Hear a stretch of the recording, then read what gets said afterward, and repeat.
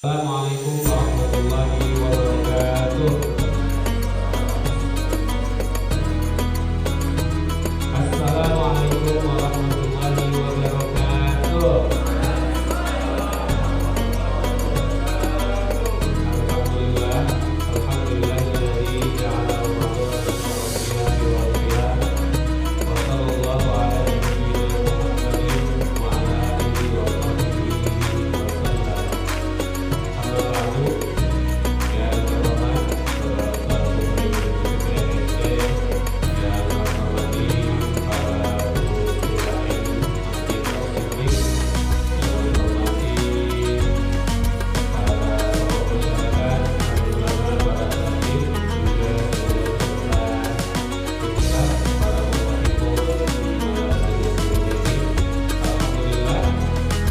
kita, sehingga kita dapat hadir melangkahkan kaki kita ke rumah Allah Subhanahu wa Ta'ala ini dalam rangka melakukan aktivitas itikaf, kita niatkan dari rumah atau di luar masjid kita niatkan agar kita malam ini nama itu masuk ke beberapa kita di masjid ternyata kita bermanfaat. Mudah-mudahan hadir kita ke rumah Allah ini dapat kemudian terjadi kepada Allah dari yang kita juga hadir kita malam ini mudah-mudahan mendapatkan pertolongan dari Allah, rahmat dari Allah, melalui malaikat dan Allah berkata di dalam para manusia yang lain. Amin ya rabbal alamin. Salawat dan salam selalu diberikan kepada Nabi kita Rasulullah Muhammad sallallahu alaihi wasallam. Inilah para jemaah yang dirahmati oleh Allah Ta'ala. Dengan kita mulai saja kajian malam 27 ini dengan membaca basmalah. Bismillahirrahmanirrahim. Berikutnya kita akan dengarkan taujihat wa irsyadat kajian malam 27 yang akan disampaikan oleh Ustadzul Kiram Ustadz Suhud Alinuddin SIP MSD. Sekedar informasi, beliau adalah anggota DPRD DKI Jakarta Komisi C dan sekaligus sekretaris Komisi C DPRD DKI Jakarta.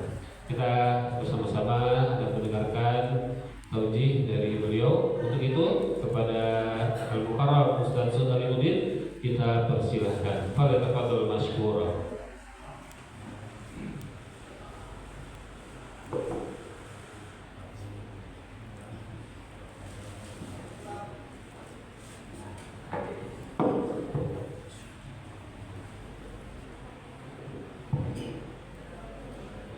Assalamualaikum warahmatullahi wabarakatuh. Alhamdulillahirabbil alamin. Alhamdulillahilladzi arsala rasulahu bil huda wa dinil haqq liyudhhirahu 'ala dini kullihi wa kafa billahi shahida. Alhamdulillahilladzi alafa baina qulubina fa asbahna bi ni'matihi ikhwana. Asyhadu an la ilaha illallah wahdahu la syarika lah wa asyhadu anna Muhammadan abduhu wa rasuluhu la nabiyya ba'dah. Allahumma shalli wa sallim ala sayyidina Muhammadin wa ala alihi wa ashabihi wa ansarihi wa junudihi wa man jahada fi sabilillah ila yaumil qiyamah. Faqad qala Allah ta'ala fil Qur'anil Karim, a'udzu billahi minasy syaithanir rajim. Fa'aqim wajhaka lid-dini hanifa fitratallahi allati fatara an-nasa 'alaiha la tabdila li khalqillah dzalika dinul qayyim walakinna aktsara an-nasi la ya'lamun. Wa qala Nabi sallallahu alaihi wasallam, kullukum ra'in wa kullukum mas'ulun 'an ra'iyatihi. Sadaqallahul 'azim wa sadaqa rasulul karim.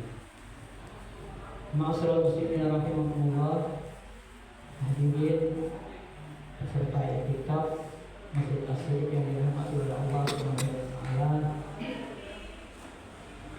Pertama-tama mari kita panjatkan puji serta syukur kepada Allah Subhanahu wa Ta'ala atas segala nikmat yang Allah berikan kepada kita bersama, terutama nikmat iman, nikmat Islam, nikmat kesehatan, nikmat ukhuwah ukhuwah dan nikmat berjamaah, sehingga dengan seluruh kenikmatan itu Allah Subhanahu wa taala mengkaruniakan kepada kita taufik dan hidayahnya, memberikan kekuatan kepada kita sehingga kita bisa hadir di tempat yang mulia ini, melaksanakan salah satu sunnah yang senantiasa dilakukan oleh Rasul dan para sahabat di 10 malam terakhir, yaitu melaksanakan i'tikaf.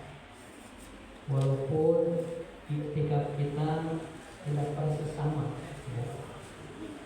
Kalau Rasulullah itu full di masjid selama 10 terakhir. Kalau kita istilahnya masih i'tikaf kalong. Kalau itu kan ya, malam ada, tapi siang nggak ada. Ya. Walaupun demikian kita berharap kepada Allah Subhanahu wa taala mencatat ya apa yang kita lakukan, amal ibadah kita sebagai amal saleh yang memberatkan mizan kebaikan kita di akhirat kelak. Dan mudah-mudahan juga kehadiran kita pada malam hari ini sebagai pertanda bahwasanya kita termasuk orang-orang yang memang diajak dialog ya, dalam Al-Quran terkait dengan ibadah Ramadan. Karena kalau kita baca ayatnya, ayat tentang puasa itu spesifik ya, khusus. Jadi yang diajak bicara itu adalah orang-orang beriman ya. Bukan seluruh orang, bukan semua manusia ya. Bunyi ayatnya jelas, ya ayyuhalladzina amanu, wahai orang-orang beriman, kutiba alaikumusiyam kama kutiba alal ladzina min qablikum la'allakum tattaqun.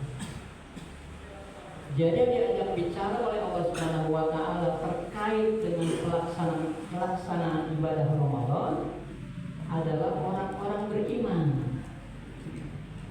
Bukan semua manusia, bukan ya ayuhan nas, bukan pula orang Islam, semua orang Islam tidak, bukan ya ayuhal muslimun, tetapi apa bunyinya ya ayyuhalladzina amanu. Oleh karena itu kita dapati selalu fenomena yang sama setiap bulan Ramadan itu ya. Fenomena yang selalu berulang dari tahun ke tahun ya. Setiap awal bulan Ramadan selalu ada euforia ya. Masjid penuh sampai nggak nampung, pasang tenda di rumah full. Tapi berangsur ya, hari demi hari sampai mendekati akhir Ramadan, masjid-masjid semakin lapang. Betul ya. Masjid ini bahkan yang tadinya pengurus masjid mau gedein masjid ya, mau nambah area masjid gak jadi. Kenapa? Ternyata jamaah cuma segitu. Itu membuktikan bahwa memang ibadah Ramadan itu bukan untuk semua orang, bukan untuk setiap insan, setiap manusia, bukan setiap orang Islam tidak. Karena tidak semua orang Islam juga mengerjakan puasa. Ini ada cerita. Nah ini saya ingin mengajak kita untuk bersyukur kepada Allah, karena memang hidayah itu tidak Allah berikan kepada setiap orang. Di awal puasa itu ada pejabat tinggi negara yang cerita anak dalam ya, anaknya bilang ke bapaknya, Pak, besok Ramadan puasa ya, kita buka puasa bareng-bareng satu keluarga. Itu kira-kira. Nah, si pejabat tinggi ini kalau saya sebutkan namanya pasti antum kenal semua. Terus saya akan sebut. Hari pertama, oke, katanya besok Papa puasa. Ya. Puasa lah dia.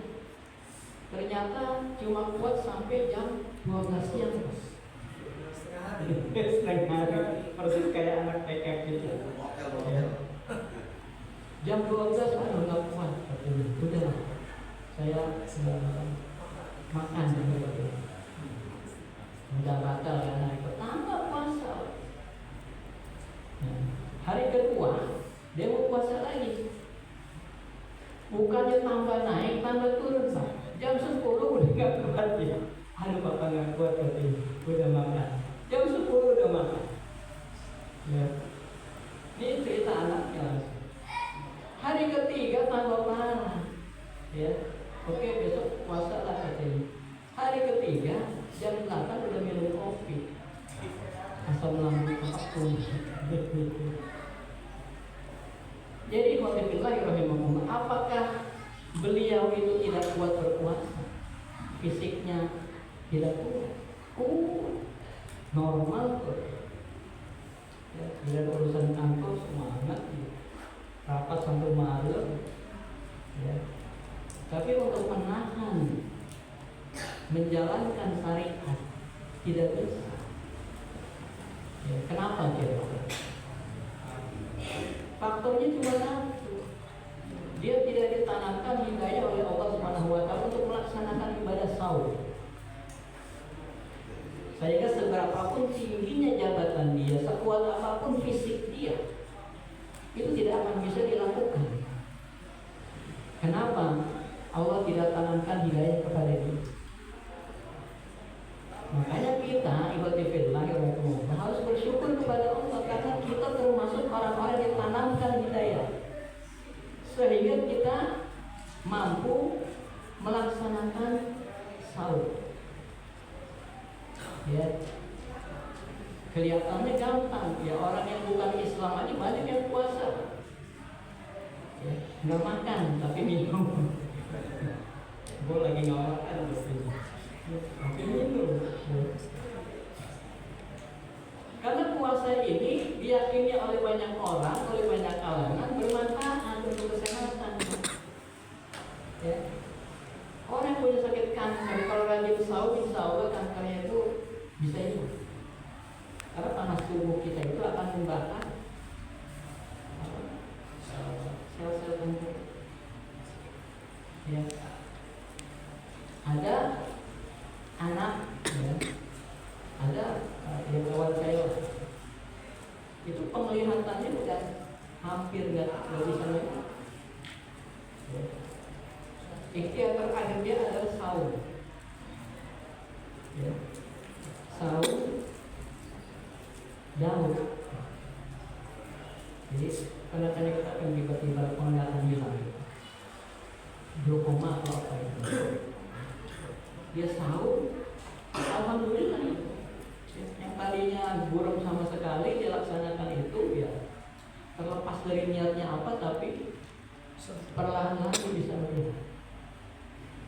Maka kata Nabi, saumu tasihhu, berpuasalah niscaya kalian akan sehat. Tapi bagi orang beriman berpuasa, saum, ibadah saum itu bukan mengejar sehat.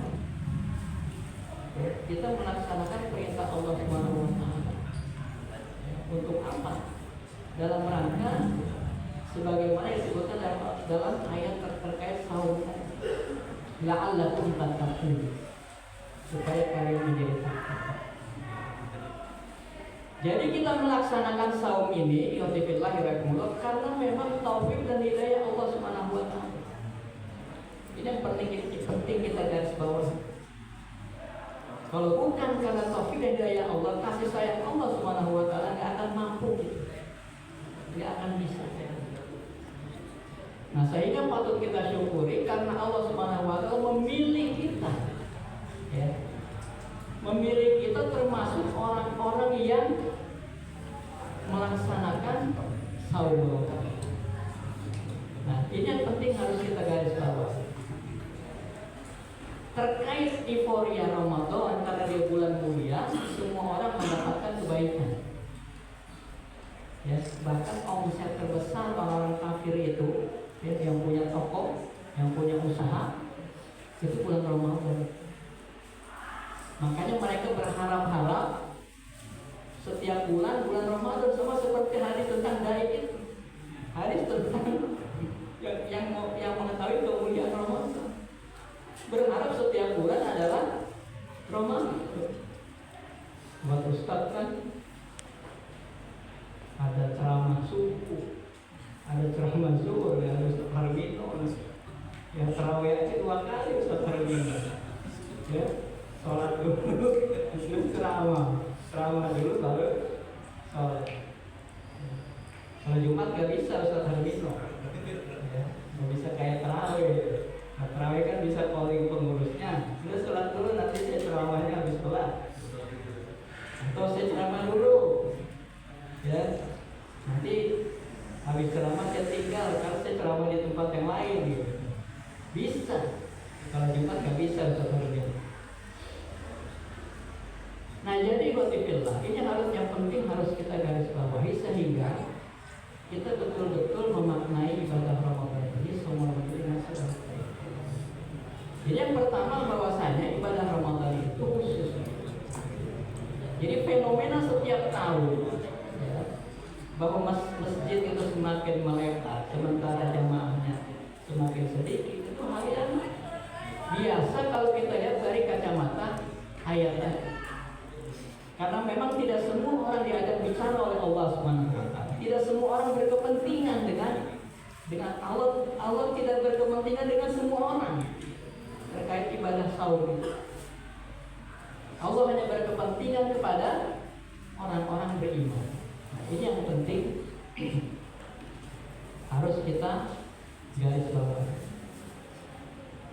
Nah, terlebih dari itu ikhwatifillah, kita patut juga bersyukur karena bukan hanya kita melaksanakan ibadah sahur, ya, yang kita laksanakan, tetapi kita juga menjalankan sunnah di dalam bulan Ramadan itu. Salah satunya adalah pelaksanaan iktikaf.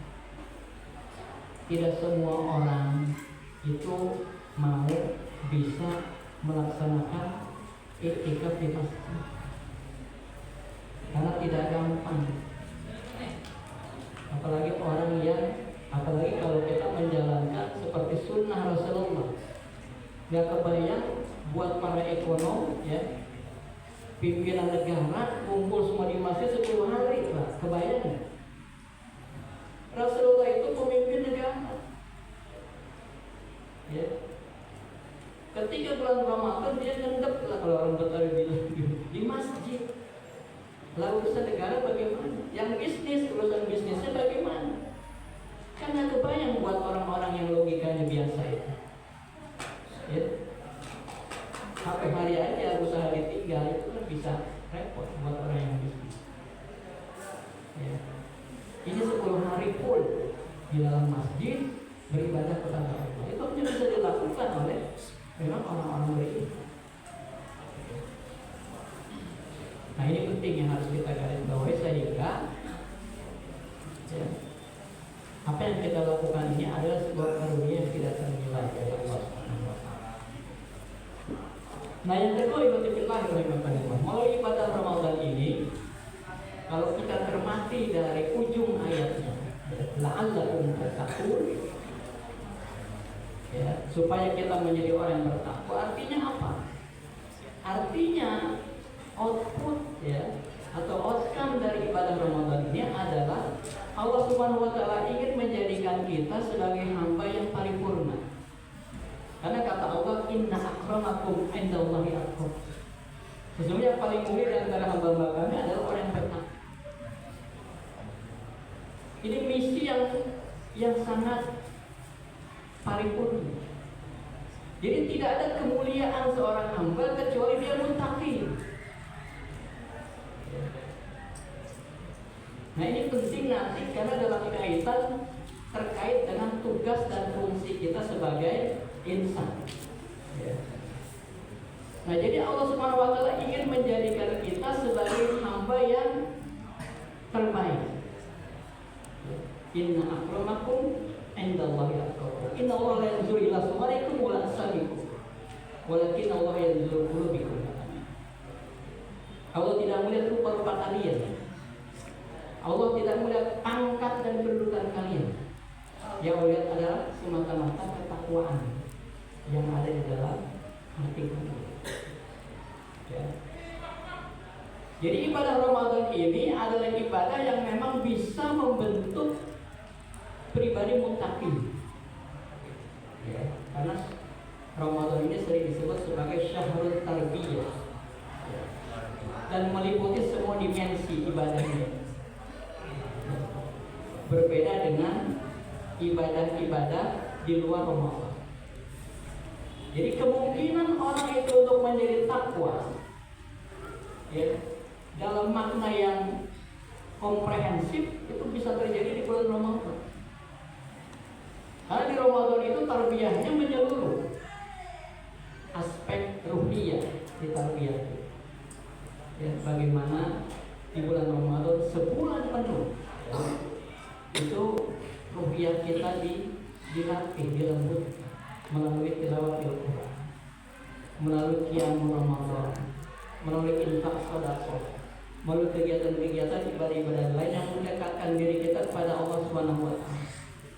Ruhiyah. Mungkin pada ibadah yang lain di bulan di luar Ramadan tidak sempat. Aspek ruhiyah kita dibenahi. Makanya kesempatan untuk memperkuat muraqabatillah, ya, silah billah kita itu di bulan Ramadan. Suasananya mendukung. Ya, kan hadis Rasulullah juga menyebutkan setan-setan di bulan memungkinkan kita untuk memperkuat aspek ruhiyah kita.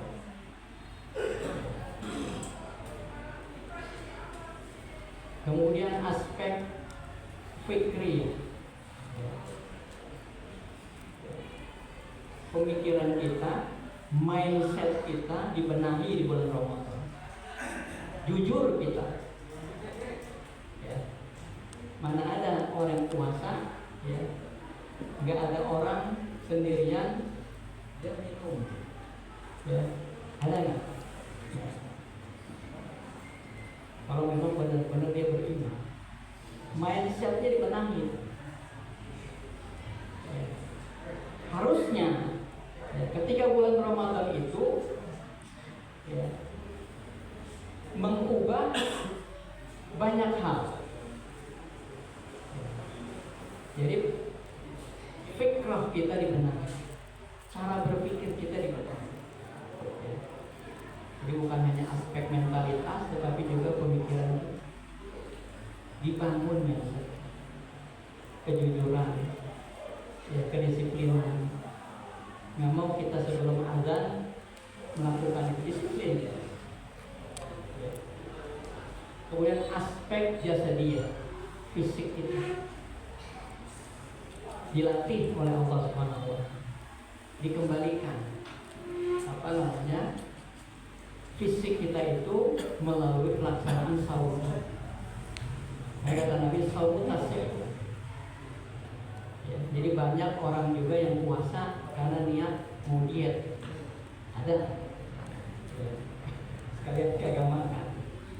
Begitu puasa tapi balas dendam sama aja bohong. Nah, jadi manusia paripurna itu, ya, insan kamil itu terbentuk, ingin dibentuk oleh Allah melalui bulan Ramadan ini. Ya, potensinya besar untuk kita menjadi muttaqin. Makanya kalau aneh, ya, kalau orang melewati bulan Ramadan, kata Nabi, sungguh rugi orang melewati bulan Ramadan, tetapi tidak ada kebaikan yang menempel pada diri.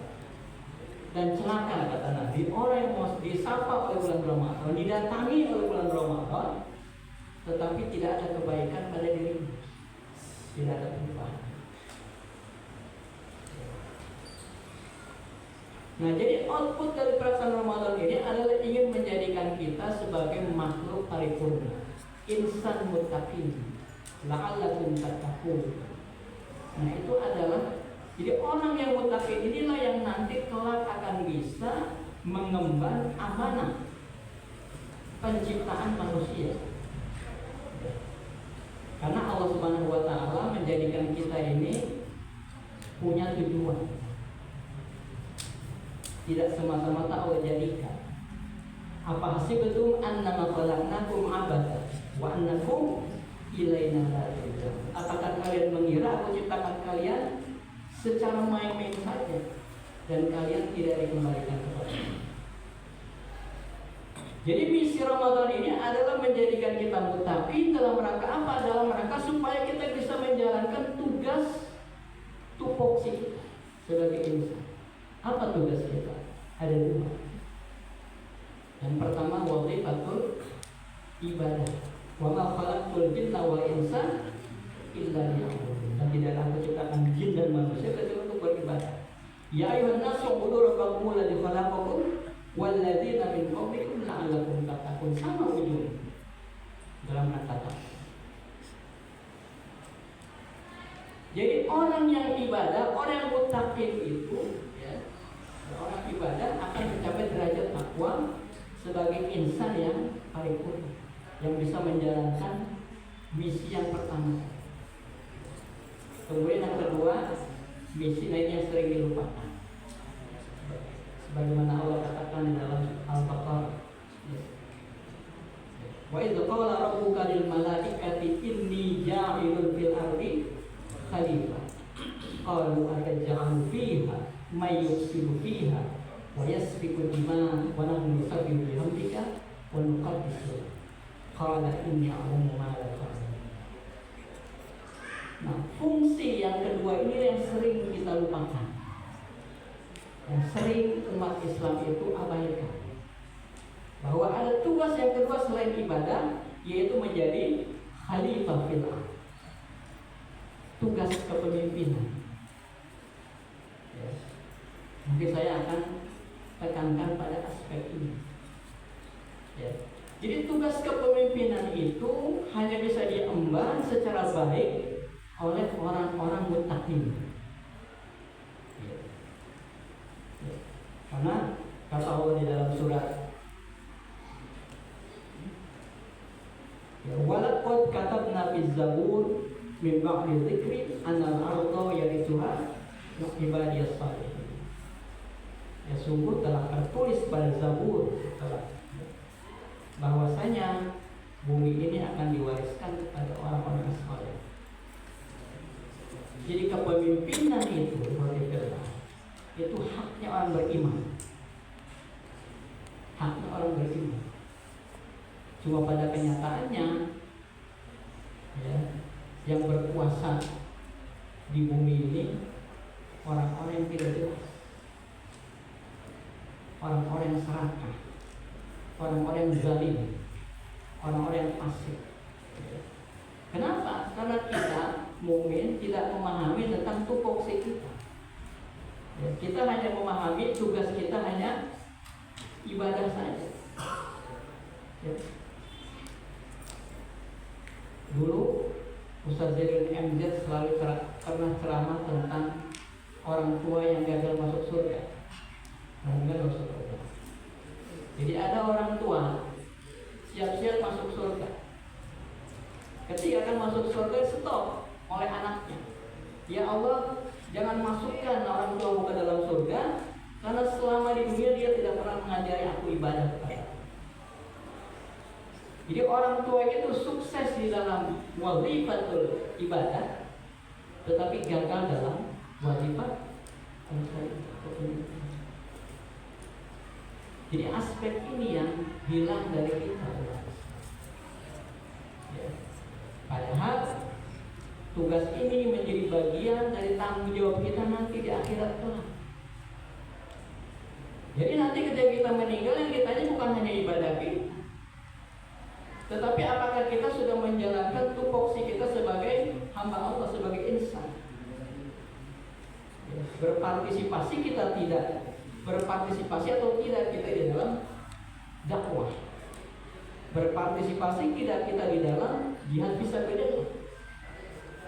Orang Palestina dibom, dianiaya, disiksa.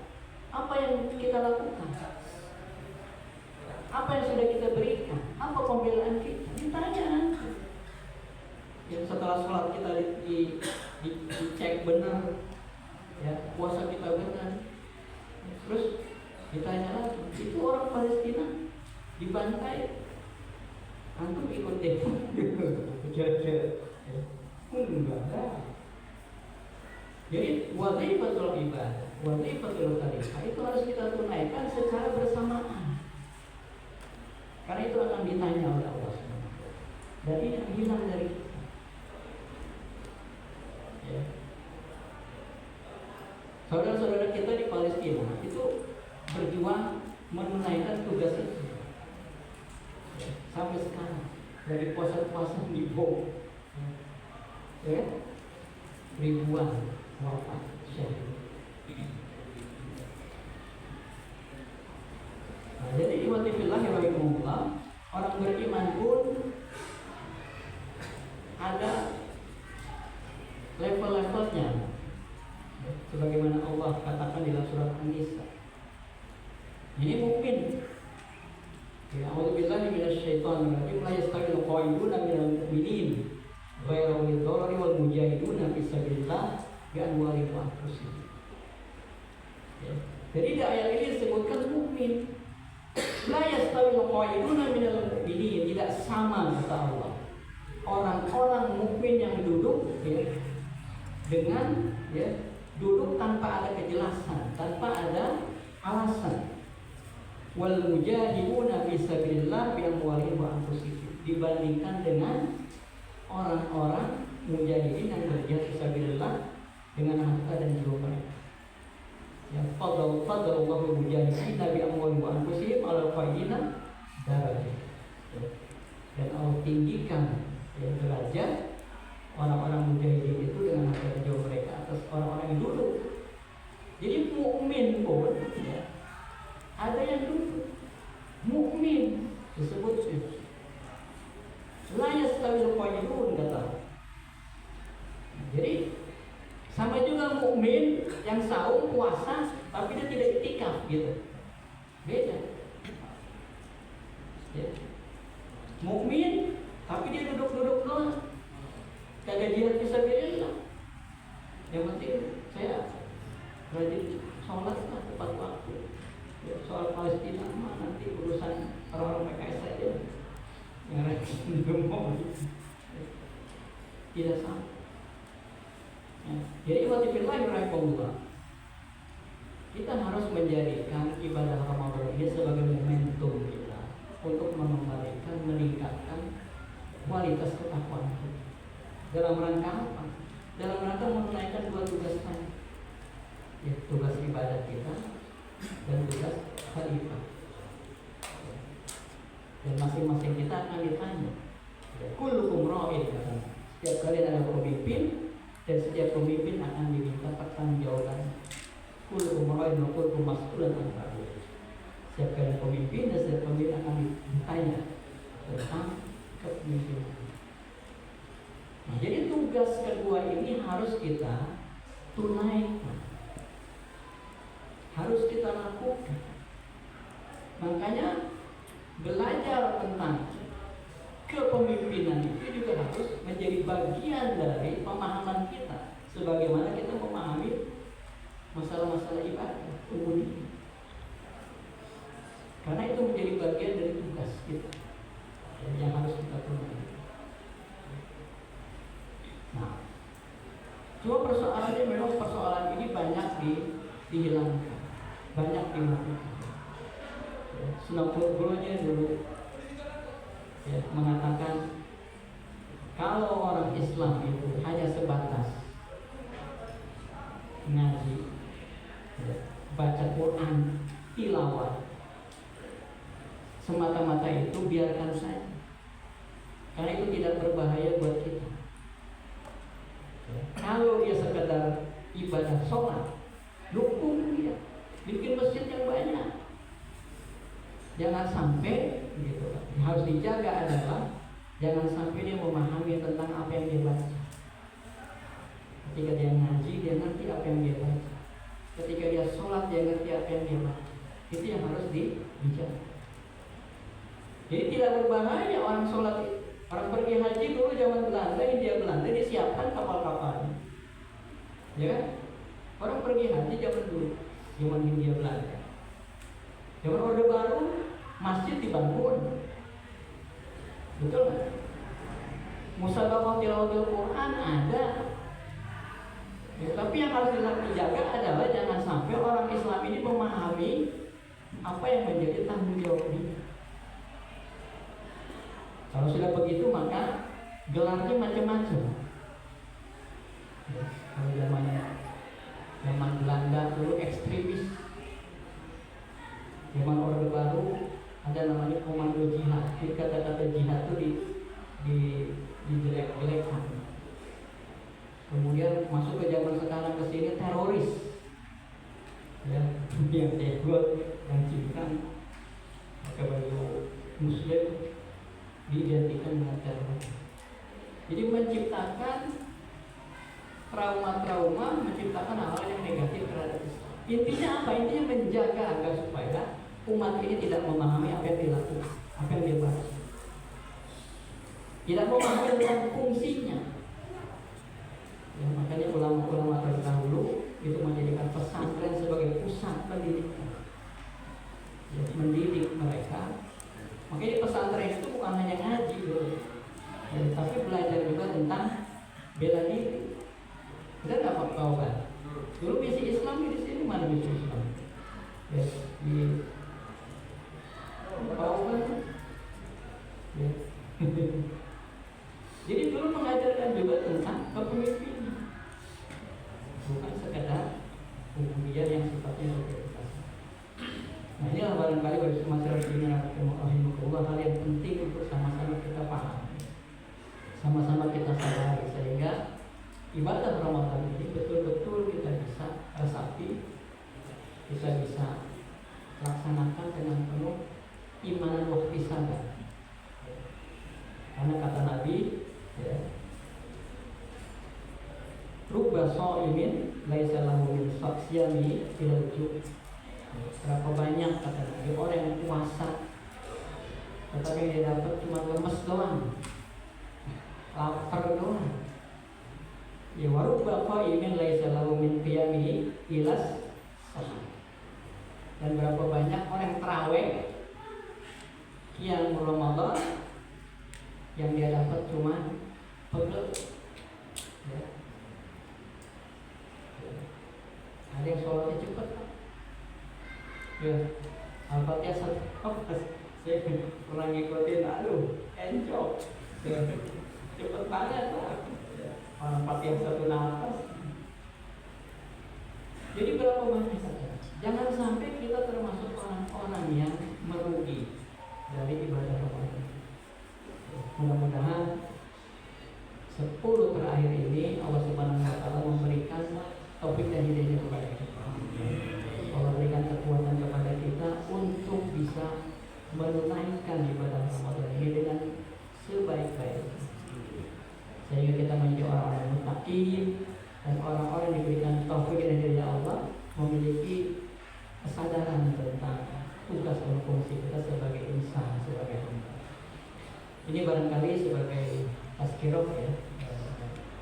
Biasanya juga sampai jam 11 pusaka nani. Jadi kita juga sampai jam 11 biasanya. Ya, saya cukupkan. Maaf jika ada kekurangan. Assalamualaikum warahmatullahi wabarakatuh.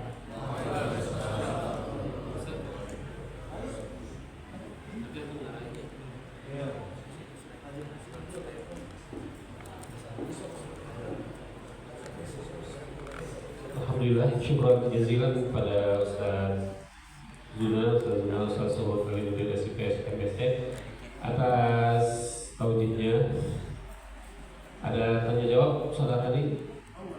Baik, ibu-ibu ada yang mau bertanya boleh tulis ya Bu. Bapak-bapak, abang-abang, adik-adik ada pertanyaan, kita buka sesi tanya jawab. untuk ikon satu nih, akun satu kalau ada. Silakan ibu-ibu boleh dibawa ke sana, Ustaz. Boleh ibu-ibu.